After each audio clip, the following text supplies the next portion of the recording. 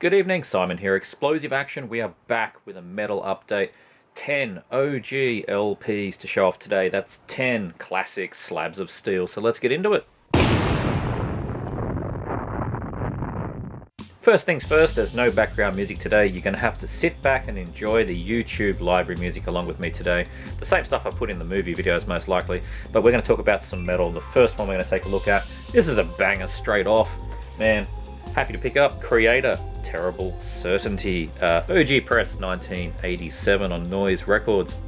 There's sort of 3 or so variants that came out the same year, very, very minor changes. I'll talk about one of them when I get inside this thing. To me, this is a kind of, it's a little bit of a forgotten Creator. See, I think most people, it's sandwiched between Pleasure to Kill, which is fantastic, and Extreme Aggression, which is quite often people's favorite. It's the one in the middle there. To me, this is a little bit like Persecution Mania from Sodom. Yeah, it's like most people go Agent Orange, or they go back to like Obsessed by Cruelty. Yeah, I think that's the same thing I find with this one, and it's a bit unfair. This is a really, really good album, and it's exactly 50% of Pleasure to Kill and Extreme Aggression. Like, it's got that raw edge of Pleasure, just a little bit more refined, and it's got that ravenous speed and improved technicality that was coming towards Extreme Aggression. So it's right there in the middle. So it's a band that's clearly just progressing, and it's such a really good album. Blind Faith, track 1 and side A, absolute belter of an opener. It's just blistering, absolutely blistering pace on that one. And of course you got Storming with Menace. It's just a cracking second song there. So good. But yeah, I just think people don't consider, and I know I was the same, I don't consider this Creator. When you go to put on Creator, you tend to put on some of the other ones. I'd like to hear everyone's thoughts about that. Where does Terrible Certainty fit for you in your go-to-ness for playing Creator? It's a great album. Do you think to put it on above any of the other ones? I guess that's my question. Some killer riffs. It's just a band that's improving their skills, and I think it's a great one. So take a quick look inside. Like I said, these are all OG presses, so I will try my best to not say OG anymore, because we've already been there and done that. A little bit wedged in here, actually. There we go. Got him out. The previous owner has put some tape around the inner sleeve, which is, keeping it a bit tight in there. So I spoke about some variants. Most of them come down to what you get on the collage here, the Noise album one. This one's got 16 pictures, another pressing's got 32. And I think there's also the third press that's from a different, there's noise there, from a different pressing plant and has a different label. So there's sort of your 3 main versions. Oh, I had noticed that somebody's gone and helpfully written the track numbers there. So, it's a little bit, a little bit worn around the edges, but actually it plays mint. So there you go. Creator, Terrible Certainty. I'm terribly sure I'll be playing more of this one. Next one up is the 4th album from this French speed metal band, and it's the first one that they've sung in English. This is really, really good. This is ADX with Weird Visions. Pretty interesting cover out there. So they sung in English on this one. Previous albums, the 3 before it, were all in French. It's a live album as well, that was all in French. Presumably trying to reach a wider audience at this point. Definitely showing a notable progression on this album. This is easily their most refined. It's got the biggest and crispest sound, like most crisp, cleanest. It's just a very well-produced speed metal album, probably their fastest as well, which is very exciting to hear. This is a 1990 album. Now, think about 1990 and then the term speed metal. It's just not what was happening. So you can see this band that they're a bit late to that game. They're trying to evolve and let's do it in English and see if that helps. You can tell that was probably what was going on. But I think this one is possibly their best of the first four. I've been playing it a few times, and that extra punch that the production's got, and obviously just the skill of the musicians has improved over the years. It's just a really solid album. The guitars, just a heavier, a lot more grit to them. The bass has got quite prominence in this one. The drums are just snappier. The riffs are meaner. Like, it's just a more ballsy heavy metal album, I think. And like I was saying, it's 1990. I imagine it might have been pretty hard for a band like this to evolve outside of the already established fan base. How could a band like ADX in 1990, French band playing heavy / speed metal, 1990, get new fans? That's, you know, you've got Thrash is still doing its thing. You've got the early death metal happening, and you've got the horrible grunge starting up. It's a tough time, I imagine, to be a French speed metal band. But anyway, this is fantastic. The track on here, A Sacrifice in the Ice. That's got some early, almost Megadeth sound going on there. Like, you could have put that in Peace Cells and kept a lot of the riffs. I think it fits in really well there. And it's got some of the most double kicks and thrashiest sound on the album, I think, with that song. It's a real belt. I mean, the whole thing is really good, but that one stood out to me. And there's an awesome outro riff on the end of that song as well that just was very much a head nodding riff. Very, very good. Enjoyed that one. And there's 2 instrumentals actually. Can't remember which ones we might have named them. Didn't write them down, but yeah, there's 2 instrumentals on here, and they're quite progressive. The first one particularly, I was thinking of Hexenhaus when I was listening to it. Quite technical, very, very nice sounding, just sort of shreddy instrumental, really good. The CD version of this album has a really good cover song. It's not on the LP, unfortunately. They do a cover of Rainbow's Kill the King. They do a really good version. Heathen did a version of it like a year later, and they're both very similar. Both just sort of thrashy, speedy, metal-y covers of a Rainbow song. Not on the LP. They probably couldn't fit it in there. It's a bit of a shame. But it doesn't matter. You don't need a cover song. It flows just as fine without it. And the band is still going to this day. After this album, they took a bit of a breather, I guess. I'm not sure if they split up. And in 1998, came back with an album called Resurrection. I've not heard that one. Reviews don't look too good. Yeah, comeback albums, late 90s. I mean, if they're having enough trouble in 1990, I imagine they were having more trouble in 1998. But what they are doing is, they did do last year, 2021, they did a re-recording of this album in French. I guess it must have been bugging them all these years that they had this English album. So they did a French language version called Estrange's Visions, and it's really good. I've only listened to it online. It's only on it's on LP and CD, but a little bit difficult to get. So I think it was a small run perhaps, but it's got it's just got modern production. They big, heavy, thick sound. They sound a lot thrashier than they do on here. But I think it's still the core members. The vocalist is the same. He's got more of a grit about him now. Obviously, the years have aged his voice, but he sounds really good. I actually wouldn't mind picking up that version to hear it all in French. But yeah, anyway, this album, Weird Visions by ADX, really, really good. I'm really enjoying the stuff from this band. I only need one more album from them. I think it's their third one. I'll put a cover here. That's the one that I need to get. We got LP on black. There's your denim jeans, boys. My God, that's this guy's looking a bit Lars Ulrich there from Injustice for All. Wonder if it's just me that can see that. Anyway, and there's the lyric sheet. So there you go. ADX, Weird Visions. Really, really good French speed metal from 1990. The next one is the second album by this band of chugging but pretty technical thrash. This is Mandator with Perfect Progeny. What a cover. There's so much going on this one. There is a lot going on in this music as well, because like I said, it's kind of technical. Great little thrash album. A bit of a, as I said, two albums from this band, so they didn't really, get out there, I suppose. But sometimes one and done is enough. Sometimes two and done is just enough. This is from 1989. There's the band there in a microwave. Not entirely very serious band, are they? We'll get to some of the lyrics in a minute, but anyway, there's your proof of original pressing down there when you've got the Modern Invasion import triangle. It means that it went through Australian hands more than just me. So there you go. Mandator, Perfect Progeny. So yeah, this is a really good thrash album. There's a bunch of almost Beneath the Remains going on, particularly in that opening track. Real savage guitar tone. This was produced by Harris Johns. He did so much of the stuff around this era, like Coroner, Death Row, Vendetta, Exuma, another one of his.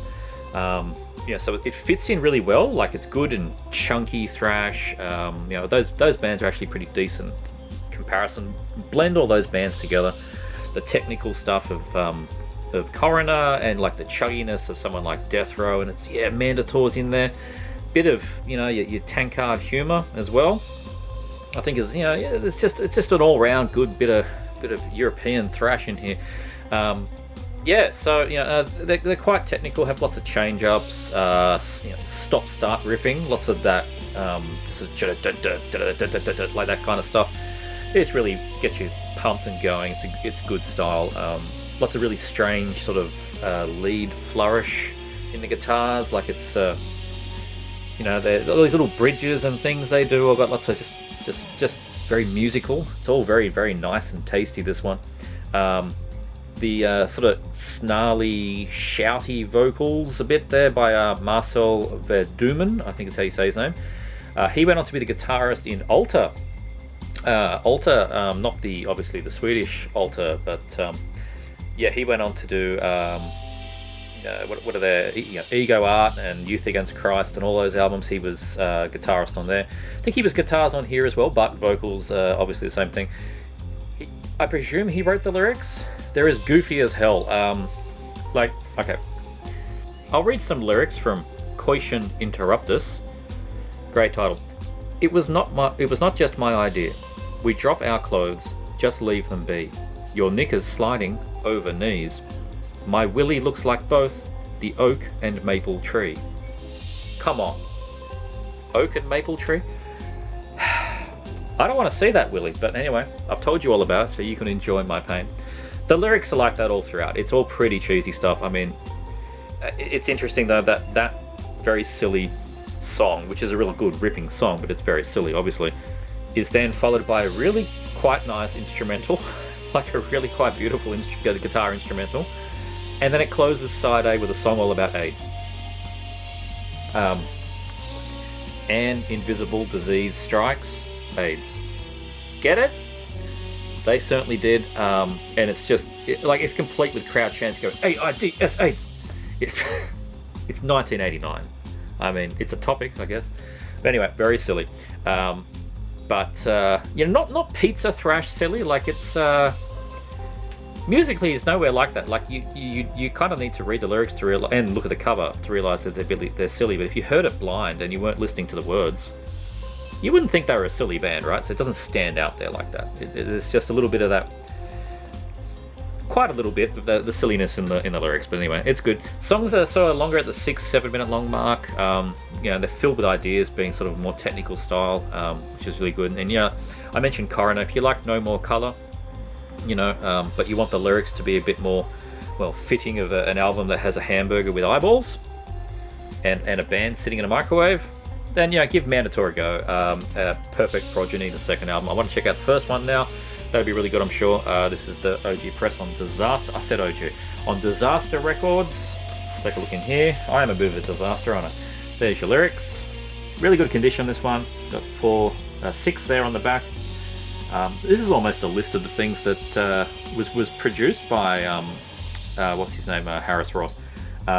Angel Dust he did as well, and Exuma, Mandator's first album, the one I want to get. So yeah, all good. So there you go, Mandator, Perfect Progeny, really good thrash. Next up we have, very cool cover on this one, Nuclear Symphony. Please note how it's spelled, S-I-M phony. Lost in Wonderland. He's definitely lost in some kind of wonderland over there. One and done Sicilian thrash from 1989. This is out on Steam Hammer. It's all she wrote. This is all they did.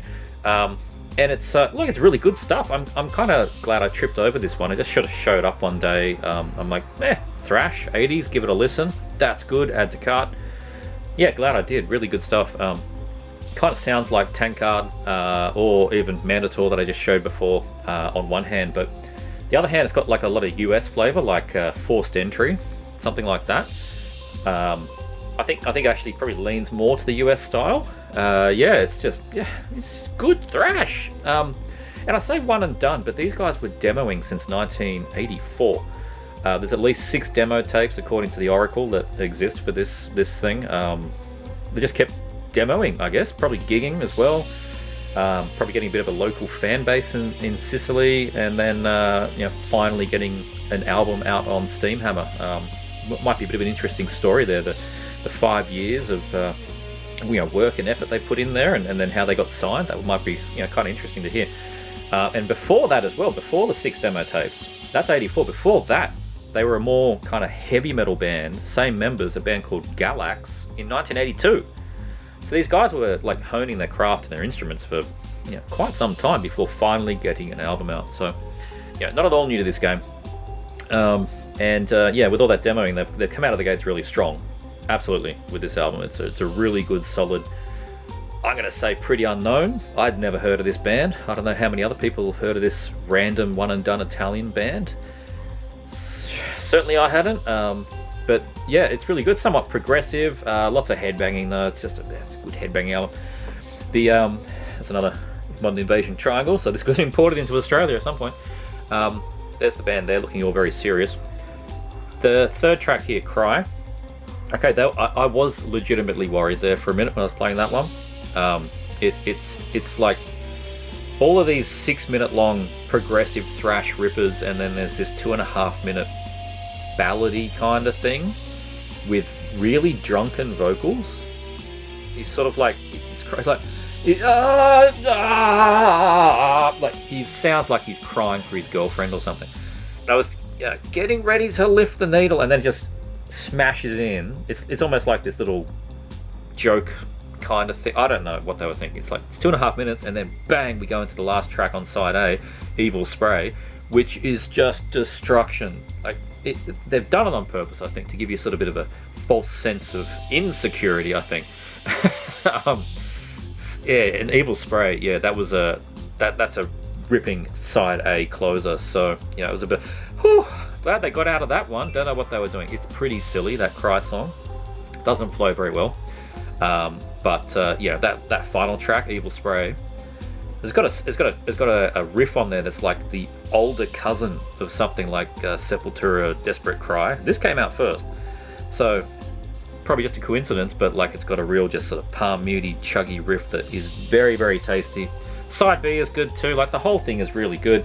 Maybe just not that Cry song. Whatever. It doesn't matter. It doesn't always all have to be perfectly, worked out. And it's good. Obviously got some political theme going on here. I mean, the band's called Nuclear Symphony, playing over there with the smoke, the trails. He's sitting there, he's watching his news, he's watching his TV, he's got his burger, he's got everything he needs. He doesn't seem to have even noticed that his wall's been taken down, or he doesn't care. 10,000 victims in the news. It's fine. He's got his TV. It's very, very topical. Take a look inside. There's the inner, really good condition, this one, Nuclear Symphony, Lost in Wonderland. There's the band posing on some road.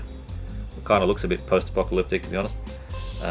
All massive thanks list, lyrics list, and all of these, of course, I'm showing black. There you go, very, very nice Steamhammer, very clean.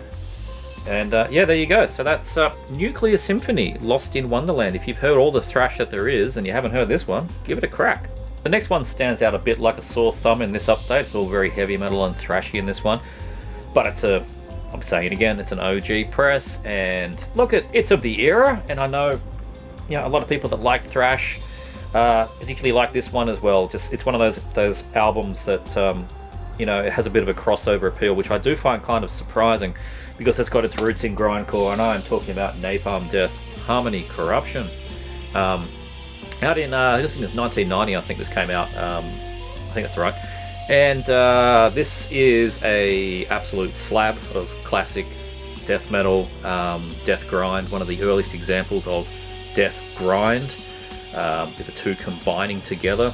Obviously the first album with Barney Greenway, they parted ways with Lee Dorian at this point.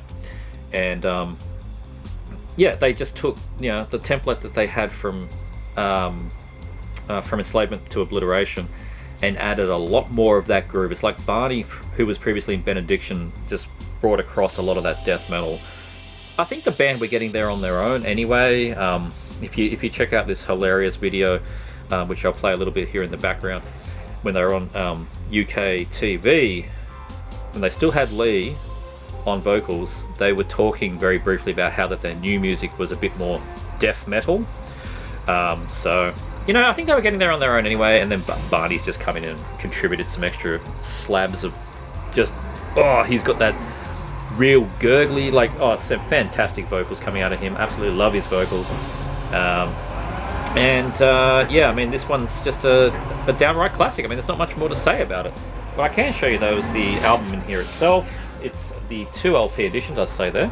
2 LP edition, live, limited live album in the ICA London, 29th of June 1990. And it's, 2 records. They're both unexciting to look at, just, black, very clean, on earache. And it's just that's the album.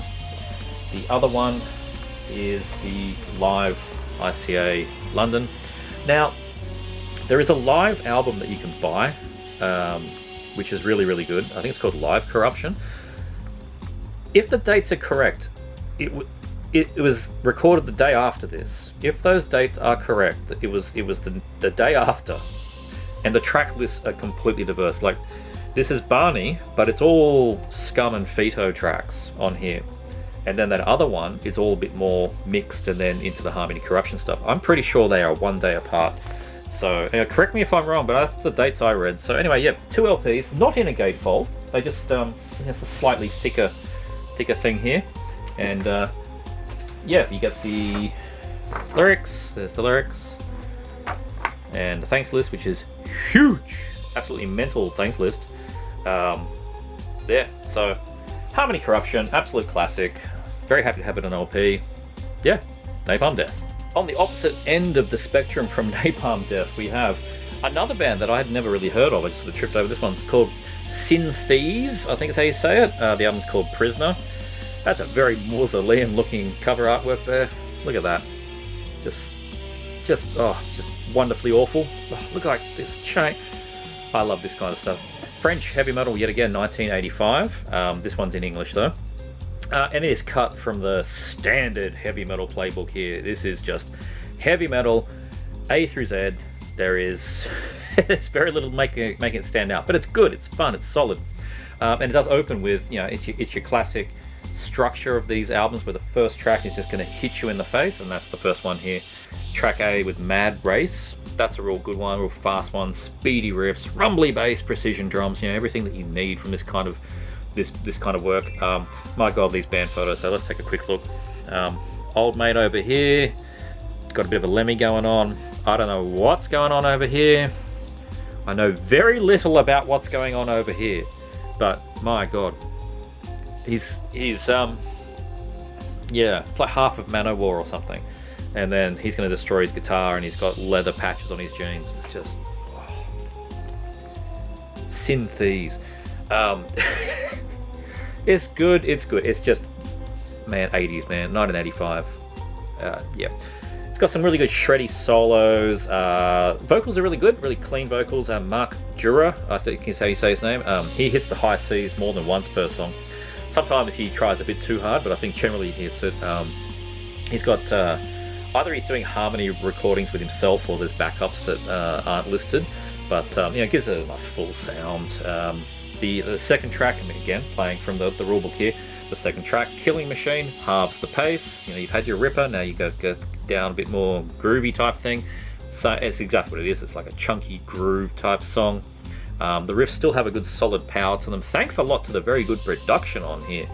Really, really good production, actually. Particularly 1985, like, it's really just thick, good chunky sound to it. Lots of power. The third and fourth tracks, they're power loaded and Raven It, bring back the speed from the first track. Then we get to side B opener, which is called Kate. It's fine, but it's the kind of stuff that would always put me off listening to this kind of traditional heavy metal. It's the power ballad kind of thing, the harder arena rock almost kind of song. Like, it's got really cheesy sing-song lyrics. I love you, Kate. It's a bit on the nose, but it's fine. Like, it's just on that threshold of me not having to skip it. Like, it's fine, and then it gets you onto the rest of it, and the rest of it's fine. It's followed by Too Fair to Be True, which is actually kind of like new wave British heavy metal meets Kiss, and just sort of foot stompy Detroit rock city rock kind of stuff, which again sounds like a strange thing for me to say that I would like, but I did. It's good track. Then Fast Lover, of course. You got your sleazy song that's dripping with sleaze. It's even got fake sex noises in it. All that kind of nonsense. But 1985. But it's actually kind of got the most speed metal riff as well. So there's a lot of that. What happens on this album is like it in one side it's on the nose, but then it does something else that just like counteracts any problem. Like that's why I like it. I think it fixes all its mistakes while it's playing. I think that's a good way of putting it. And the album closer, Prisoner, that's got probably the best bass guitar on it. Starts with a bit of a doodly thing going on. So yeah, look, it's a good album. The band changed the name to Sultan's Seed, and they completely repurposed the logo. It says Sultan Seed, but with this same font here. So I'll put a cover there. You can see what it looks like. And overall, good quality, straightforward heavy metal from France. And take a look inside. It's out on Devil's Records. There's your Devil. Nothing too exciting there. But there's the band being very, very limber. Old mate there with his silver pants again. Produced by Synthes and Rockworks. And look, they put the Devil's Records stamp all over the lyric sheet. But yeah, there's a lot of cheese in these lyrics. So anyway, there you go. That's Synthes with Prisoner. Good fun, solid French heavy metal, 1985. I might have said that Synthes had some glorious Mausoleum style cover artwork, but for proper Mausoleum artwork, you've got to go to the source. Check this out. Cutty Sark with Heroes.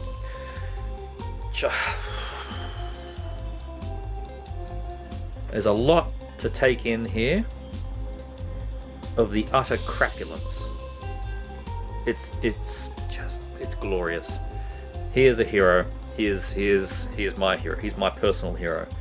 Cutty Sark, I think, is some kind of like 1700s boat. I think it's some kind of boat. I did look it up at one point, but honestly, it's just a hilarious name, Cutty Sark.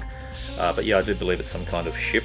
But anyway, this is total Mausoleum Records stuff, musically and artistically. It opens with an air raid siren and all these running footsteps, and then a fast opener.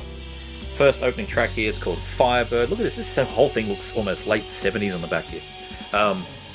It's a fast opening track. It's got hooky chorus, has a smattering of double kicks at the end. It's your token album opener. Get them energized. It's probably the standout, I think. Really good track, good sing along. Every high note that the guy sings, though, which is old mate here, Connie Schmidt, he exaggerates it. Like, particularly the second song, right? So, Heroes, the actual title track of this thing, very much sort of a hard rocking kind of thing, and he exaggerates and extends everything when he does the high, like your heroes, and it's just, oh man, it's kind of wonderful. It sounds like he's being scratched by his cat, anyway. It's good fun. Third track, Do Come True, silly name, has a similar rocking style, but the riffs are heavier. It's actually kind of got this bluesy feel to it in the way the riffs are done. It's got a really good chunk to it as well. Production is really, really good on this. Really solid, heavy sound to it. I think that's what really makes it the heavy metal here and not the hard rock, is that it's produced in a very metal way. There's some notes to sort of old Judas Priest in here. There's a little bit, this side A closer, Smell a Rat, side B opener, Sold to Kill, kind of got some Maidenisms in there. It's pretty much just standard new wave of British heavy metal kind of metal here, really. and a bit of, yeah, it just is. It's like it's not the super heavy like Satan kind of new album. It's the just straight down the middle. It's based in hard rock. It's got a metallic edge to it.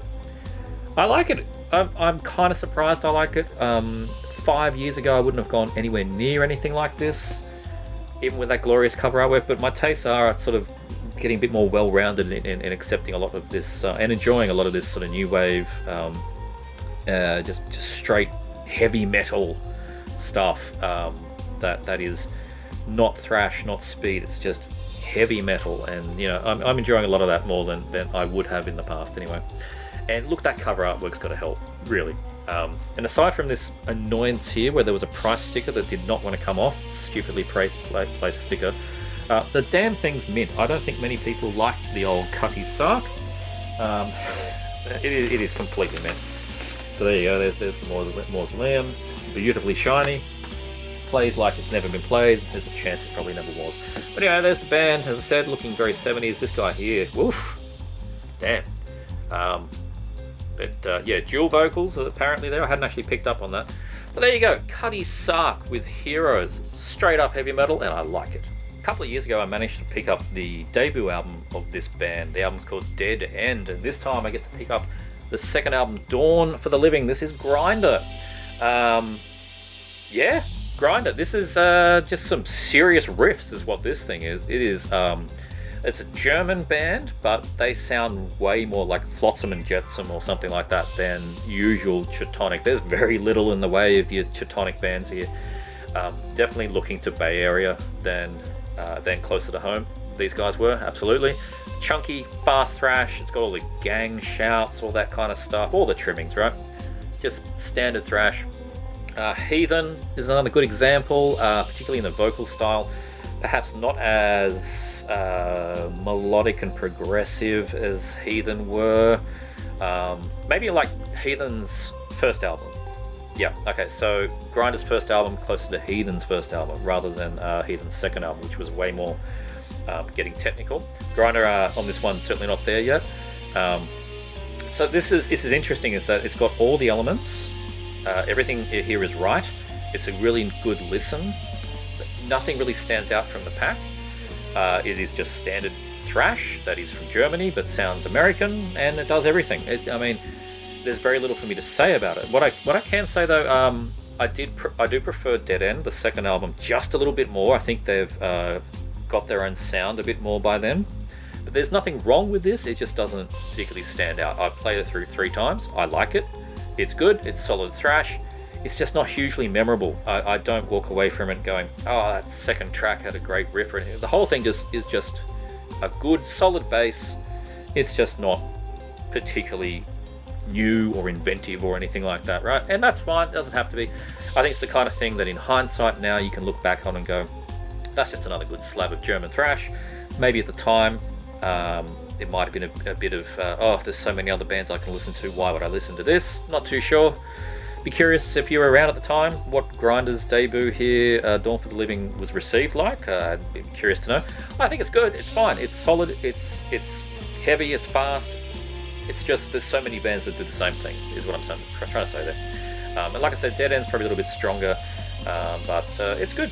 Out on Noise Records, 1988. Yeah, and no, sorry, not Noise. No Remorse Records. I get those confused quite a bit. I think it's the N's and the R's. No Remorse Records, just nice and black, very shiny one. And it's one of those records that usually when you see the logo on there, you're like, oh, that's instantly side B. That's what I usually think. But no. It's one of those ones where here, on the side that you think is side A, it says other side is side A. So anyway, that threw me the first time. I'm like, this doesn't sound like a side A opener. And it wasn't. Is there a lyric-y thing in here? Yes, there is. Alright. There's the band, looking not very German. And, yeah. Just looking for any West German written on that. Curious if there is. Is there a... Yes, West Germany. I always just get a kick out of seeing that. Definitely shows you the era it came out in. There you go. So, solid stuff. Grinder, Dawn for the Living.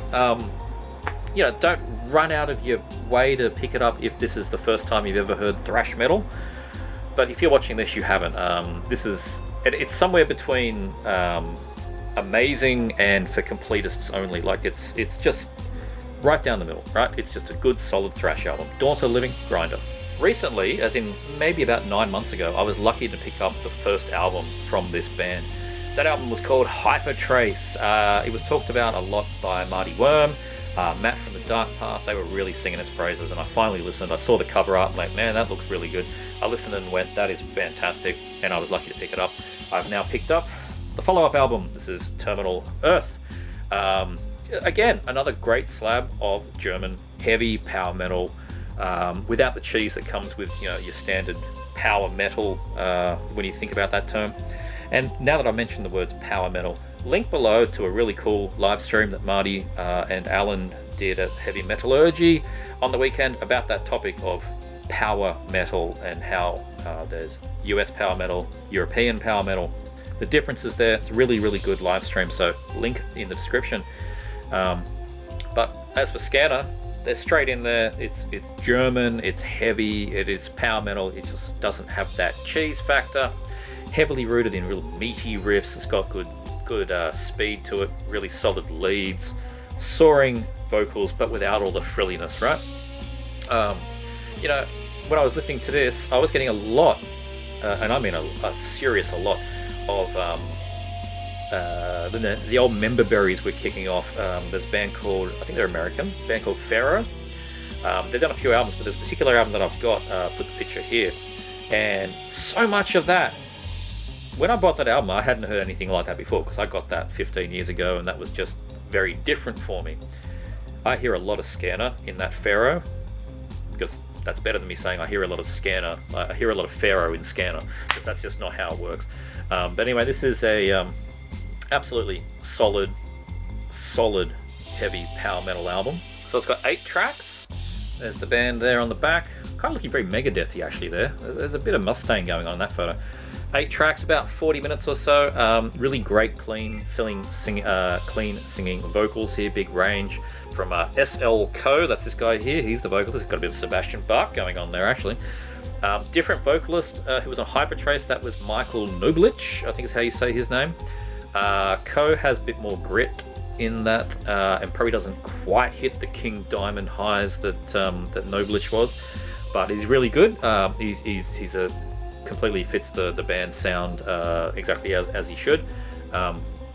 Yet another, well, the Invasion Triangle. You know it's legit first pressing when you have that. At least in this country you do anyway. Love the cover artwork on this one. There's a lot of things going on here. Robot with a bottle of champagne. There's people robbing a TV store, I think, going on over there. There's just a lot going on here in Terminal Earth. There's a lot going on musically as well. Really, really good album. I think still Hypertrace is my favourite of the two. I've not heard anything past that. Do let me know if album 3 onwards is worth my time, or is this really a band where you do the first 2 albums and by the 3rd one they did that? I don't know. I've not heard. But Terminal Earth, really good. We'll take a look inside. This one is a Noise Records pressing. Wonderful there. All the album covers. Go through and tick off all the ones that you've got. Things that you want to get. Always like looking at that. Very cool. And you get another one. Why not? More albums there. This Watchtower is something I'm considering. Not too sure yet. I'm not quite convinced. I need a bit more time on that one. And there's some lyrics. So there you go. Scanner. Terminal Earth. Really solid follow-up to Hypertrace. Good stuff from Scanner. And the last album we're going to show here is some evil, drunken Italian speed metal from 1985. Finally in my collection, Bulldozer, The Day of Wrath. I've been after this one for at least 4 years at this point. Very, very, very happy to finally pick this one up. Landed on Discogs and my watch list, and I snapped it up without even looking at the condition, which we will get to in a minute. Because this thing just does not show up. It really doesn't. When it does show up, it's sort of in the $100, €100 kind of mark. It's kind of annoying. Even if more than that, I've seen some of the ones at Discogs are pushing the 200, which is ridiculous. But anyway, Bulldozer 1985, raw and fast. Like, this is, yeah, it's got that. It's Venom based, right? Okay, so it's definitely got leads rooted in Mantas, but it is it's that next level, right? So they've gone a bit from Venom and they're approaching Obsessed by Cruelty and Sentence of Death. I mean, they're approaching that. It's still not quite there. It's speed metal, it's heavy metal, it's not thrash metal. It's blackened like Venom. It's ugly, it's nasty, it's sloppy, but it's good stuff. It is really good stuff, and in the looks as well. I mean, like, look, woo, damn man, that's a midriff. Look at this guy, holy bulldozer. So on the back of the old Speed Kills compilation, which I'm toying with picking up because it's a bit of a banger, on the back of that, I was looking at the photo of the back cover, and it describes Bulldozer as Venom with better production. Now, I'm not entirely sure if I can agree with the better production. This is pretty murky and sloppy, but like, the Venom comparison is obvious. They're just going a bit heavier, a bit harder, that's all. The band is still active to this day. In fact, they put out a single just last year. I've not heard it, but there it is. They're still going. But from what I gather, it's really the first 4 albums is what you want. I now have the first. I already had, and I've shown off their 4th one, which is confusingly called 9, spelled in Roman numerals. I would like the middle two, The Final Separation and Neuro Deliri, I think is what it's called. But anyway, The Day of Wrath, their very first album. I think I've explained what it sounds like. It's Venom on steroids. And this thing came out on Roadrunner. There's a few issues of it that came out around the same time. And, you know, it's an absolute smashing, ugly, just like, look, like this cigar, the big glasses, cool band, like, you know. And there's old mate there. He's got his porno. I assume that's what that is. He's spewing out the lyrics. He's wearing his own Bulldozer shirt. There's bullet belts, friggin' chains over here. It's a song called Whiskey Time. This picture cannot be painted any more than that. Take a look inside, and that's where we get to the, like, okay, this cover's a bit banged up, and that's fine. I never care about that. The record itself is definitely not minty fresh. It's quite hairlined and that kind of thing.